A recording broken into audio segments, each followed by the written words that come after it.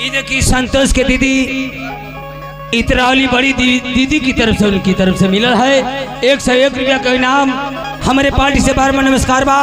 वो आत्मा जहाँ भी सुख शांति का स्थान मिले। और भैया देखा तनी से हमके काम कर डालो, जब हम काम कर ले तो बड़ा चाप के कर ला, तनी से थप्पड़ करा लो। इसरावती देवी हम बोलनी है भैया, परेशान मत होगा। इसरावली देवी की तरफ से आज 101 रुपया का इनाम मिला है। और हमारी पार्टी से बार बार नमस्कार बा। और आत्मा जहाँ मेरे सुख शांति का स्थान मिले। देखिए एगो मेहरारू गीत हम एक से जाने ना, हम का कहें हम का ना कहें।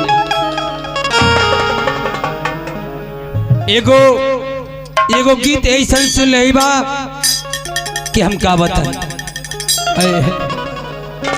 अरे जाता परदेश बलमुआ, अरे हमसे नाता जोड़ के तनी जाए से पहले खाला तरकारी से रोटी बोरी।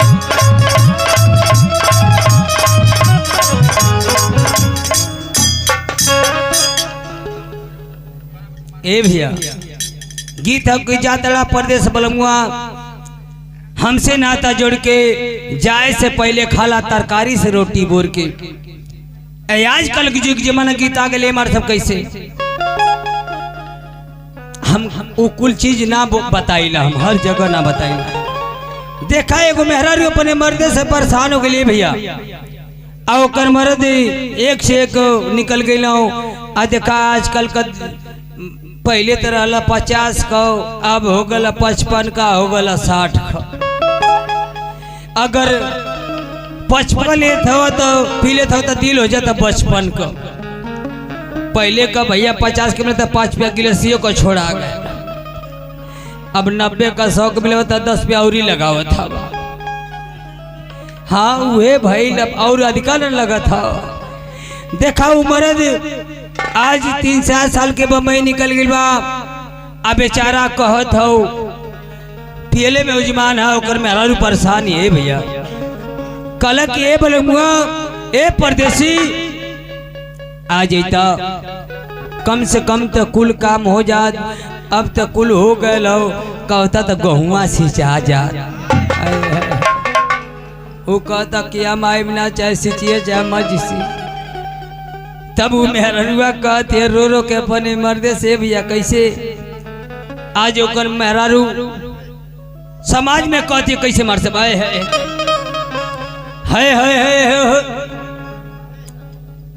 तनी सु हमार बात सुनी हो, ऐसा मत करो।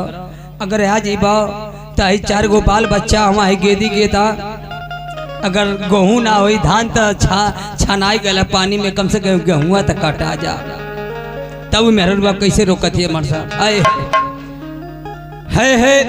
अरे इतना शराब पियबा मेहरुआ कहती आज बम्बई में हुआ मत पिया।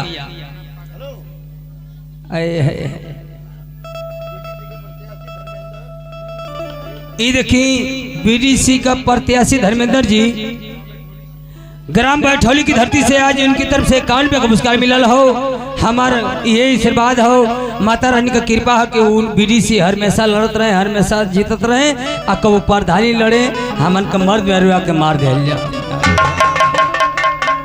कैसे कथी मार साहब इतना शराब पियबा, अरे बोला राजा को दिन जियबा हो। कहत प्यार से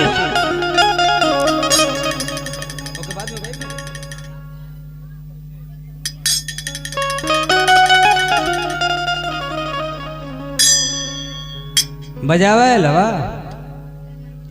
हम बजवाई बजेगा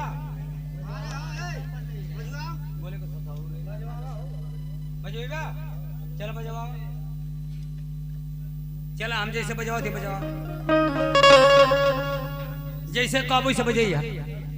देखा है गौरव अपने मेहरारू से परेशान हो गई, अपने मेहरारू की चिट्ठी लिखत हो। कैसे लिखत है मार साहब कि अरे हे राजा कहिया ले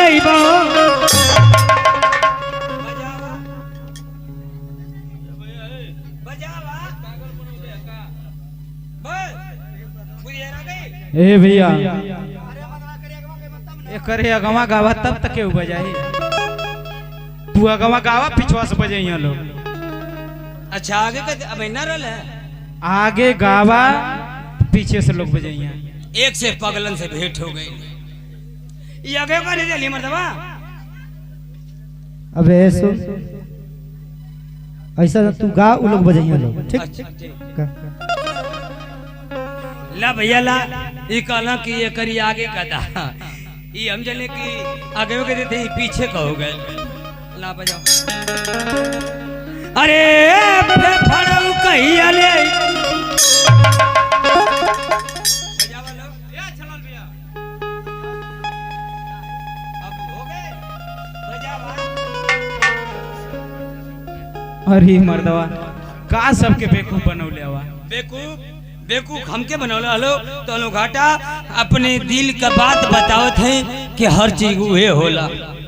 तनी बतावा देखी ला सबसे ना कहना हम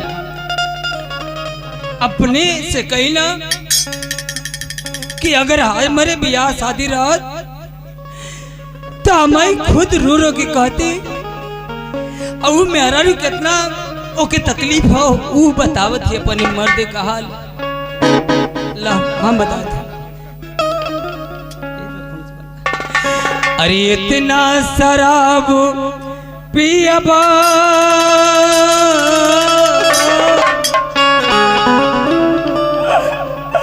हे बलबुआ ए परदेसी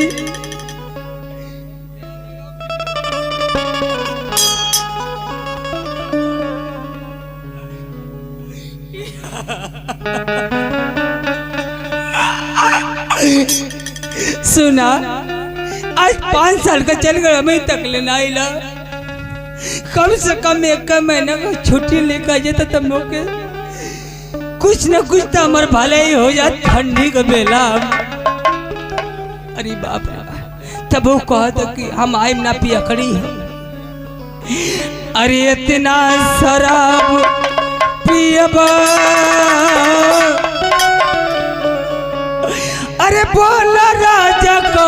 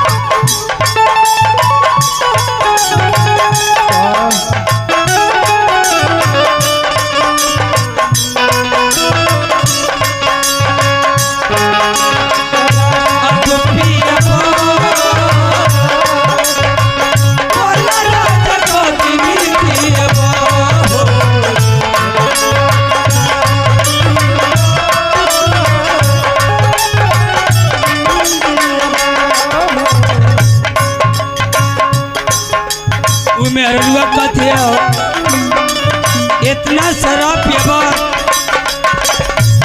दिन जियबो अपने फूफा फूफी से कहत हो अरे अपने फुआ फूफा से कहत हो कितना ले बात कही अपने नई हर से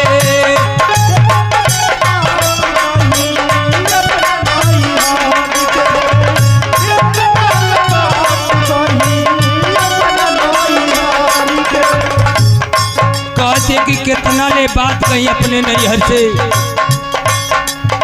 ये अपने अग्यार के सुनी भैया तारा न चिंता बाटे बाल बच्चा घर के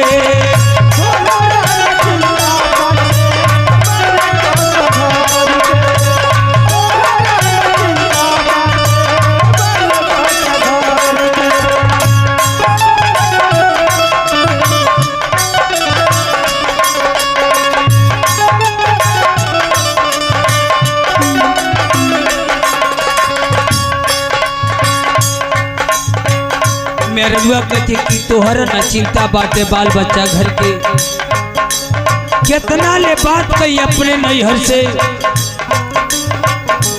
ए मारसा फटा ले करे अपने बोला राजा को दिनिसिया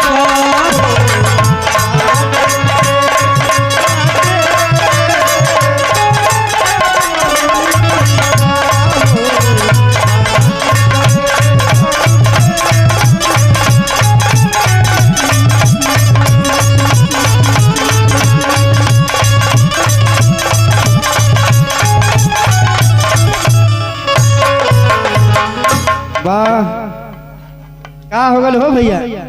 अरे बाप रे बाप, का भाई? अरे माई रे माई, का हो गई?